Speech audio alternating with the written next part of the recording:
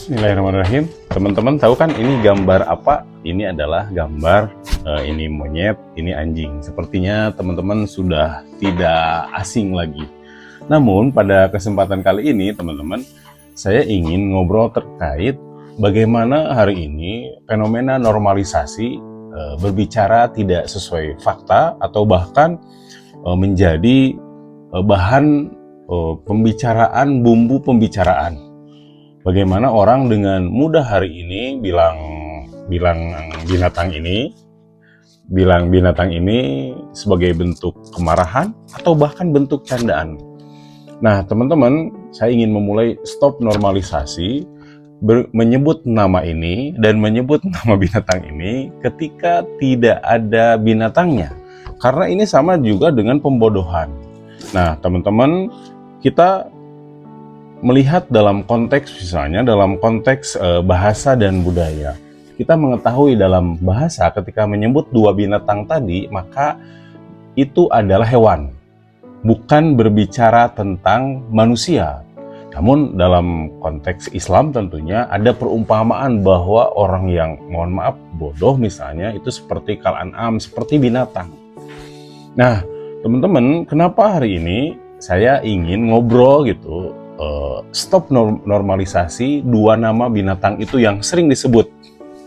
Karena yang pertama tentunya bahwa penyebutan nama binatang kepada manusia itu tujuannya bukan hanya semata-mata candaan, tapi yang kita khawatirkan itu adalah sebagai bentuk ejekan, hinaan, atau bahkan merendahkan martabat teman-teman semuanya. Nah, dalam budaya Indonesia, katanya, saya baca nih dalam budaya Indonesia bahwa menyamakan manusia dengan hewan itu adalah sebagai bentuk ketidaksopanan, juga melukai perasaan. Maka jelas teman-teman semuanya, jika diucapkan ketika marah, mengejek, merendahkan, maka ini adalah kasar dan tidak pantas.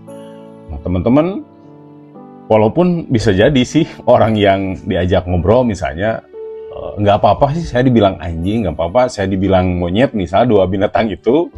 Nah, teman-teman semuanya, tetap walaupun kadang bercanda, ya tidak semua orang bisa menerimanya. Suatu saat ketika dia disebut dua binatang itu, ya, yang tadi saya sebutkan, itu bisa jadi dia tersinggung, bahkan dia marah, bahkan dia akan meluapkan emosinya. Bukankah kita melihat bagaimana ada kasus-kasus yang berat itu dimulai dari ucapan-ucapan. Nah, teman-teman, kita semuanya belajar bahwa sekali lagi stop normalisasi dua binatang ini. Sekali lagi nih, dua binatang yang sering disebut stop normalisasi, karena yang kita ajak ngobrol itu adalah bukan ini, tapi manusia yang kita harapkan mereka berinteraksi dengan baik, memberikan respon, dan ketika ada hal apapun dibicarakan. Yang berikutnya, teman-teman, tentunya dalam tinjauan agama gitu ya. Dalam tinjauan agama kita belajar bagaimana Allah Subhanahu wa taala berfirman, "Wala tanabazu bil alqab." Janganlah kamu memanggil panggilan seseorang dengan gelar-gelar yang buruk.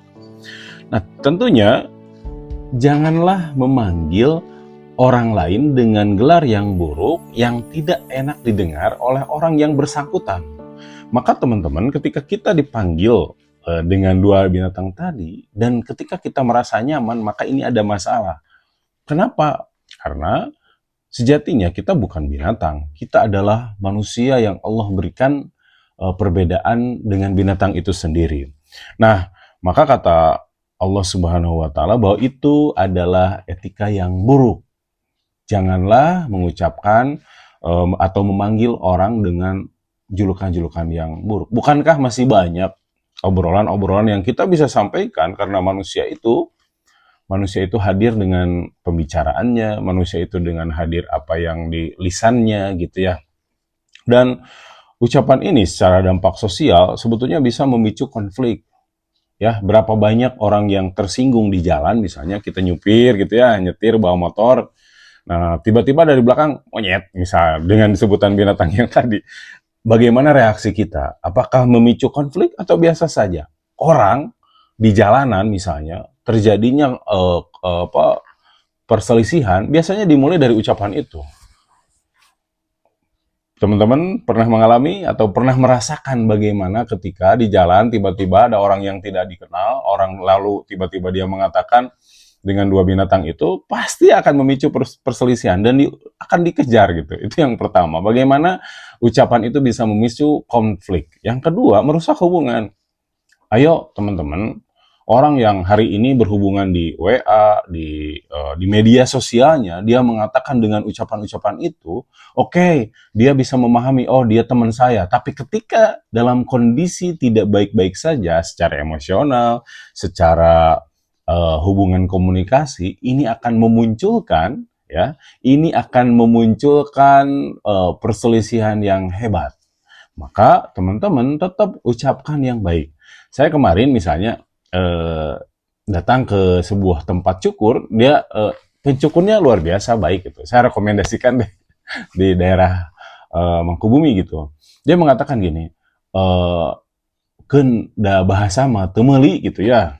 Bahasa makannya Pak teu meser cenah gitu. Dia mengomentari karena saya tahu dia mengomentari ada seorang anak dialah usia-usia SMA gitu, dengan begitu tingginya ngobrol, dengan tidak melihat siapa yang diajak ngobrol. Tapi teman-teman, itu eh, dia sedang bercerita bagaimana fenomena hari ini, bahwa kemungkinan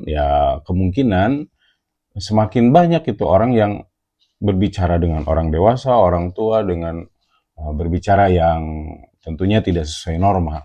Oke, teman-teman semuanya itu. Yang berikutnya adalah menjadi contoh buruk bagi anak-anak nih. Saya nanya di ChatGPT juga gitu ya. Apa sih dampak sosial dari ketika orang berbicara kasar atau berbicara sesuai tidak fakta lah ya. Karena kalau ngobrol kasar enggak, nanti bisa malah multi persepsi gitu, multi tafsir. Ada orang mengatakan nggak apa-apa kok.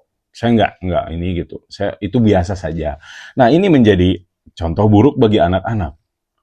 Akan mungkin karena saya juga pernah melihat bagaimana seorang anak bilang kepada ayahnya menyebut dua binatang ini. Coba bayangkan rasanya seorang ayah disebut oleh anak dengan dua binatang ini. Kalau saya pernah mendengar seorang anak itu menyebut dengan nama binatang ini. Bayangkan seorang ayah yang sudah luar biasa berusaha dengan segala kompetensi yang dimiliki, dengan segala harapan yang diinginkan, dia disebut binatang oleh anak itu. Bagaimana sakitnya bahwa dia bukan seorang sangkuriang gitu ya.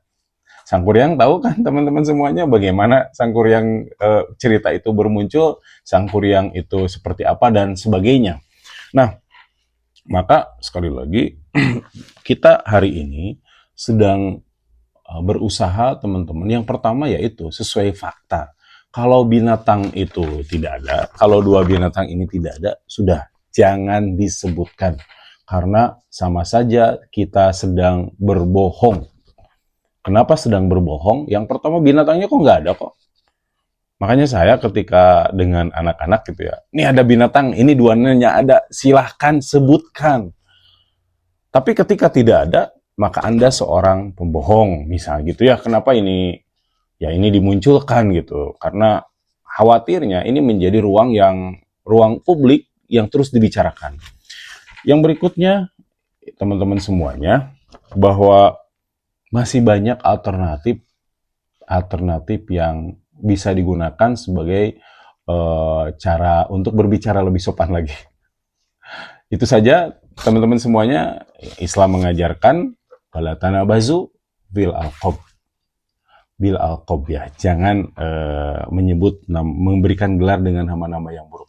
Bukankah hati kita lebih tenang dengan nama-nama yang baik, dengan gelar-gelar yang baik? Dan bukankah juga kita ingin berkomunikasi dengan baik, menghasilkan yang baik dengan kata-kata yang baik? Semoga bermanfaat, teman-teman semuanya sehat selalu dan semoga kita terjaga lisannya. Assalamualaikum warahmatullahi wabarakatuh.